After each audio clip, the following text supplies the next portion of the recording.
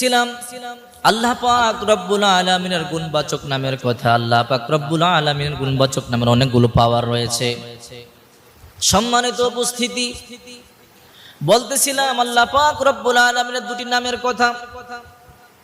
সকাল এবং সন্ধ্যাবেলা যদি আল্লাহ পাক রব্বুল আলামিনের দুটি নামের জিকির করতে পারেন, কপাল খুলে যাবে, ভাগ্যের পরিবর্তন ঘটে যাবে। আল্লাহ পাক রব্বুল আলামিনের কাছে যা চাবেন আল্লাহ পাক আপনাকে তাই দান করবেন। আল্লাহ পাকের দুটি নামের জিকির সকাল সন্ধ্যা করবেন। আল্লাহ পাক বলেন, ইয়া আইয়ুহাল্লাযীনা আমানু যকুরুল্লাহা যিকরান কাসীরা ওয়াসাব্বিহুহু বুকরাতাও ওয়া আসীলা। হে আমার ঈমানদার বান্দা বান্দীরা, বেশি বেশি তোমরা আমার জিকির করো, সকাল সন্ধ্যায় আমার পবিত্র নামের জিকির করো। এজন্য বেশি বেশি জিকির করবেন। যত বেশি জিকির করবেন আল্লাহ তাআলা বান্দা বান্দাকে তত বেশি ভালোবাসেন। রাসূল পাক সাল্লাল্লাহু আলাইহি ওয়াসাল্লাম বলেন, কিয়ামতের ময়দানে যারা বেশি বেশি দুনিয়াতে জিকির করবে, হাসতে হাসতে জান্নাতে চলে যাবে। রাসূল পাক সাল্লাল্লাহু আলাইহি ওয়াসাল্লাম বলেন, তোমরা বেশি বেশি জিকির করো, আল্লাহর কাছে বেশি বেশি প্রিয় হও।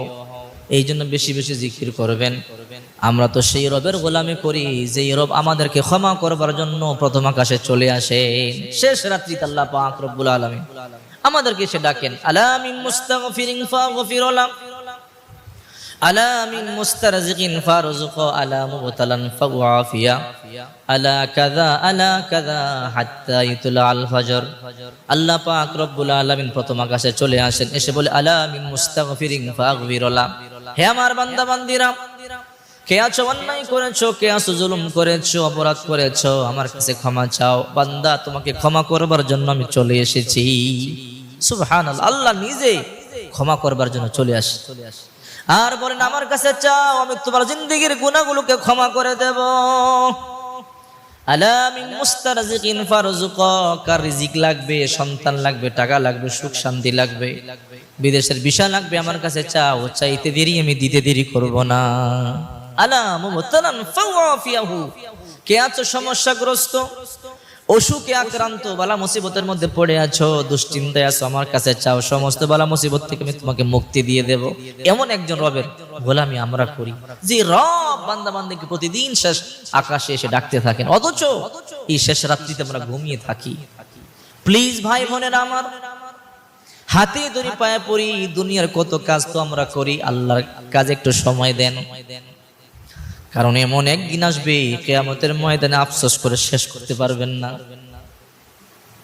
এই জন্য সকালে বেশি বেশি জিকির করেন, সন্ধ্যাবেলা বেশি বেশি জিকির করেন। যে দুটি নামের কথা বলতেছিলাম, একটি হলো আল ওয়াহাব, আর একটি হলো আল ফাত্তাহ। আল ওয়াহাব মহাদাতা, আল্লাহ পাক রব্বুল আলামিন থেকে দাতা এত বড় আর কেউ হতে পারবে না কখনো। এই জন্য সকালে আল ওয়াহাব নামের 100 বার জিকির করে আল্লাহর কাছে চাবেন, যা চাবেন তাই পাবেন। এরপর আল ফাত্তাহ মানে মহাবিজয়ী, আল্লাহর কাছে চাবেন, আল্লাহ তাআলা চতুর্দিকে আপনাকে বিজয় দান করবেন। এই দুটি নামের জিকির সকাল সন্ধ্যা করবেন।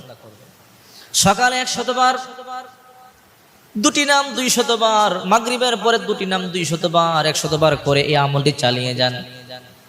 কপাল লেগে যাবে ভাই, ভাগ্য খুলে যাবে।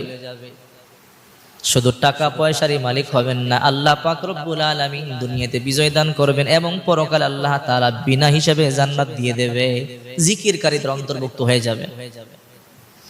এই জন্য আমরা আল্লাহ পাক রব্বুল আলামিনের আযাব আর গজবের মধ্যে পড়ে আছি। এর কারণ হলো আমরা ইবাদত বন্দেগী ছেড়ে দিয়েছি, ইবাদত বন্দেগী করি না, আমরা দুনিয়ার পিছনে পড়ে গেছি। অথচ রাসূল পাক সাল্লাল্লাহু আলাইহি ওয়াসাল্লাম বলেন, তোমরা যদি আল্লাহর হয়ে যাও, এই গোটা দুনিয়াটা তোমাদের হয়ে যাবে। তোমরা আল্লাহর পিছে ছুটো, দুনিয়া তোমাদের পিছে ছুটবে। এই জন্য জিকিরের কথা বলতেছিলাম, বেশি বেশি জিকির করবেন। অনেক জিকির আছে, এর মধ্যে দুটি নামের জিকির বেশি বেশি করবেন, আল ওয়াহাব, আল ফাত্তাহ। যারা অভাবে আছেন